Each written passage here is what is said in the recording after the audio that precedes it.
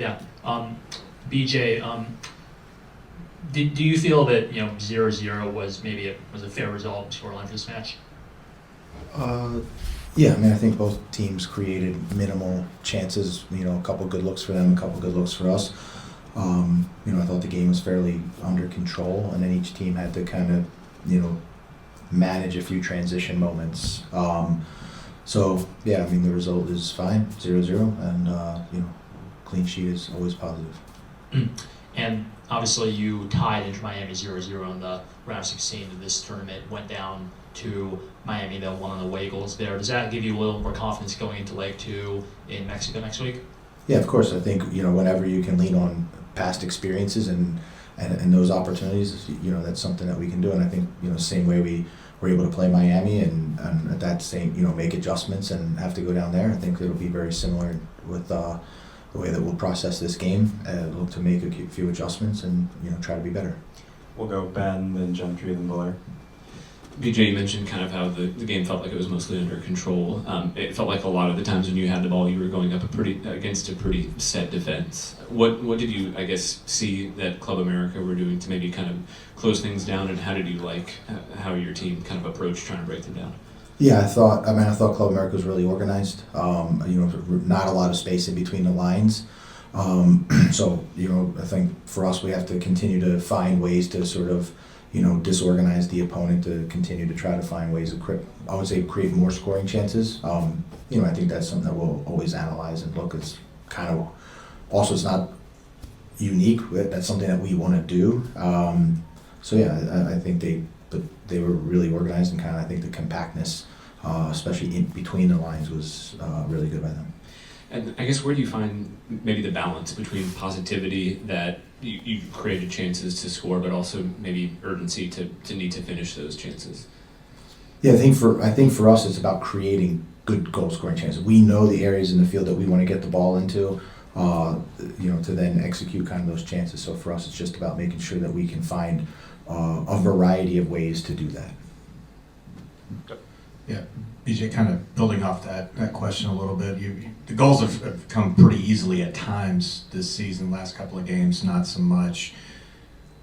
What's the difference when you are able to have games like that where you can pile on offensively versus one like this where it just isn't flowing the same? I mean, first and foremost, soccer is a game that's played as low scoring, 0-0, 1-0, 2-1. So games where we do score a lot of goals, that's abnormal. You add the further that these are two teams that are playing in a tournament that's two legs.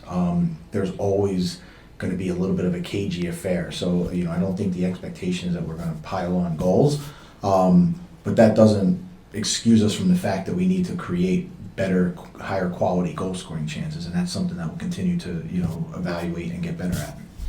Hey BJ, Jacob mentioned the Miami game here. Do you find any similarities between that game against Miami here at home and this one tonight?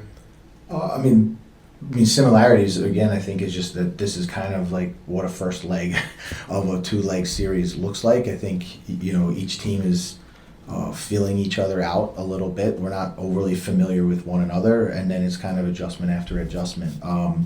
And like you said, I think each team kind of had their moment or two to make an impact. So, this is, we're not surprised by it, and I think this is something that we can certainly build on. And then if you can just describe Matt Corcoran tonight and how, what did you make of him, I guess? Yeah, I think Matt grew into the game. I like the way that he responds to, certain situations, whether they're transition moments, whether, his ability to move on after, maybe a bad pass or something, and then still make, impactful plays. And a lot of some of the bigger chances that we had kind of started with him. And I think as he continues to grow and develop, you're going to see the quality on the ball, but then now he's starting to duel, cover ground, and actually help in some big transition moments. So I think it's very positive steps forward for someone like Matt, who's a young player and playing in a big game. We'll go Mike, then Claudio, then over to Blaine. BJ, was there any type of frustration within the locker room after the game because of the fact that perhaps Nashville was the better team with the ball and with the game tempo, but not able to create as many chances? I think we'd probably be emotionally neutral. I think you've got a really professional team, experienced guys. I think we're very clear on the result that we got, but I think everyone's ready to just kind of get back to work and look how we can adjust, play Saturday, and then get ready to go down to Mexico for Tuesday. And the way the America set up its defensive stuff, was it a little harder for some players, like for instance Warren Madrigal in this case? Yeah, I think overall, when the space is that compact and that tight, and they're a good team. they defend well individually. They're very good. I think across the board we saw guys be able to make impact in certain areas, but I think we could still be a little bit sharper. Go ahead, Mike. I think it's been 3 years since you coached Alex Sendejas with the national team. Do you mind commenting on if you followed his career and how he's playing? And he's obviously in the news because he wasn't in the March camp.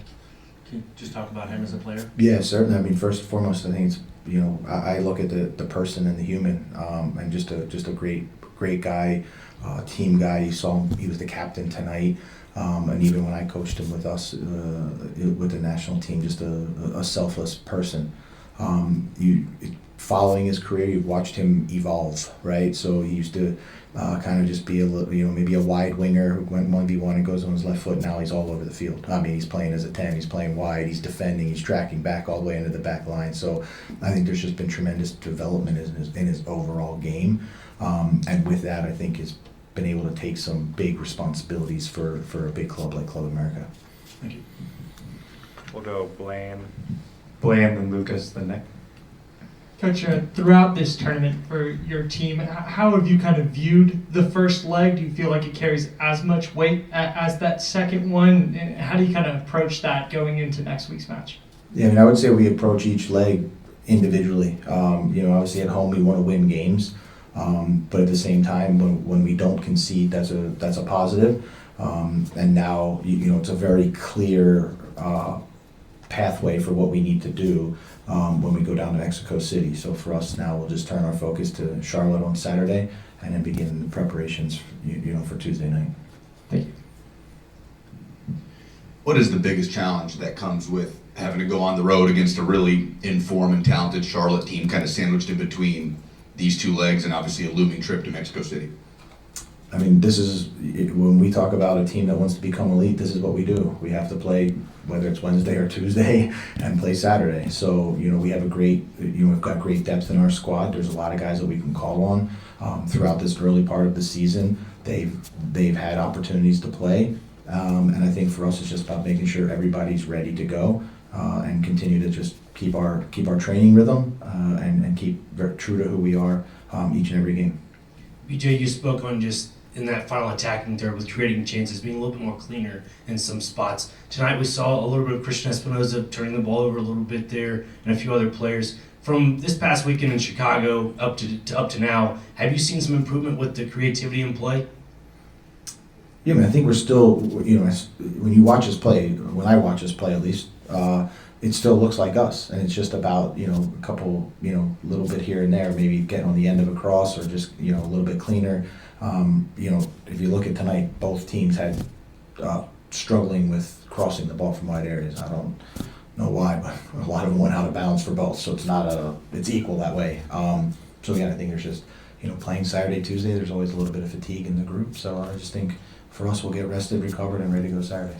And then when it comes to playing away in Mexico City, just for the elevation factor into things, for players that are maybe not familiar on your roster or playing at a different elevation, do you see that as a bit of a struggle in some cases? I think when you don't have that experience, we'll lean on people that do. Certainly, we'll put strategies in place to help mitigate those things. But again, this is we know the environment that we're going into, and we'll do everything that we can to prepare the players for it. Ernesto. Hey, BJ. You say the 0-0 is fine and the clean sheet is positive, but Nashville has now gone multiple games without finding the back of the net. What point does the goals stop being acceptable context and start being a real tactical problem you need to solve before the second leg? I don't want to be misquoted. I didn't say 0-0 is okay. We went out to win the game and we want to, but the reality is now after the game, that's the score line that we have. The clean sheet is positive, but we certainly wanted to try and score goals. For us, we'll continue to get better. We'll continue to evaluate and improve what we're doing, and make the adjustments where we need to, and continue, but always being true to our identity.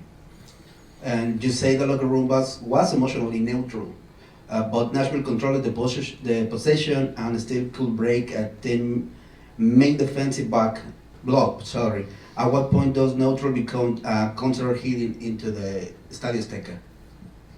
No, I think we know exactly now the pathway that we need to do. Now it's a one-game elimination match, and we know exactly the pathway that we need to do in the game, and all of the circumstances.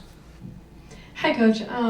With some of the through balls that seem to be so effective so far this season in generating goal-scoring opportunities for your team, it seemed like some of your backline players were looking for that and the opportunities weren't really there. So I'm curious if you think it was more so America's shape as a whole or the way they were marking some of your attacking players and had scouted them. Yeah, I think it's a combination of all three. I think when there was space to play in behind, we tried and maybe weren't overly successful. Those limited amounts of that, because I think Club América did a really good job being compact and kind of reducing the space, especially behind their back line.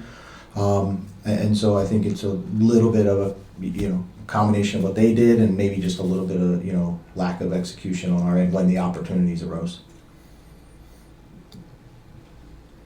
All right, we'll go to the Zoom now. As a reminder, if you have a question, please raise your hand and we'll start with Leon. All right, we'll go to Rafael. Hello, Coach. Rafael Mosquera for TJ Sports Mexico. How excited are you to the new Azteca Stadium? Thank you. I mean, I think as a soccer fan, especially as a soccer fan here in North and Central America, it's an iconic stadium with a ton of history. So having been there before, I think there's always an opportunity in this profession to take a pause and kind of appreciate the history of the game and what role we play in the kind of current timeline that we have. But after that, we'll make sure that we're focused and ready to play to get a result on the road. We'll go back to Leon. Hi, Coach. This is Leon Lecanda for ESPN Mexico. I would like to ask you if you have considered the way that the team is gonna prepare for the altitude in the Mexico City. I mean, it's more than 2,000 meters above the sea level, and some teams prefer to come into Mexico City with a lot of days for the adaptation, and some others would like to just arrive a few hours prior to the match. Would you mind to answer this question, please? Sure. Yeah. I mean, we are aware of the altitude. We've already begun to implement strategies for it, and we're confident in that preparation. All right. Thanks, everybody. Appreciate it. Thanks, guys.